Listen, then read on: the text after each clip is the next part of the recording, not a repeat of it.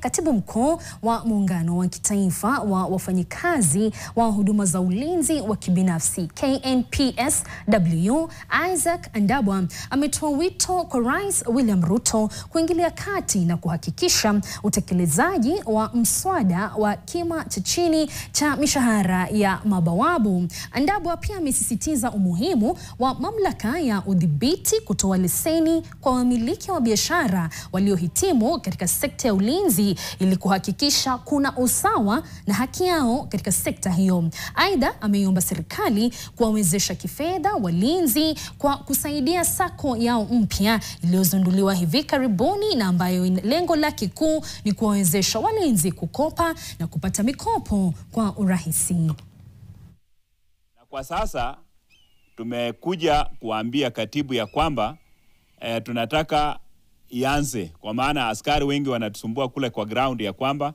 wanahitaji loan.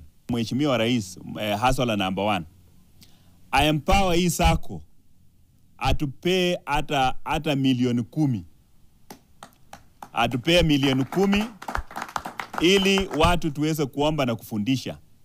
Serikali ya nchi ya Kenya inafanya biashara na wakora katika industry. Wale walipi minimum wage, wale walipi overtime, na hali serikali hiyo ndio ina license hao waajiri na workers. Tunataka hii mambo tuko naye, challenge ambayo tuko na hii industry tuelekeze kwa nani? Kwa Mheshimiwa Rais. Kwa sababu yeye alisema yeye ndio mwenye bottom up. Yeye ndio akona dream ya kutoa watu wa chini kwenda wapi? Juu. Hawa wako ofisi, wala ameappoint wako ofisi, hawaelewi hiyo policy yake ya bottom up. Kama wangekuwa naelewa, sisi kama bawabu tungekuwa tuko na sako very vibrant katika industry.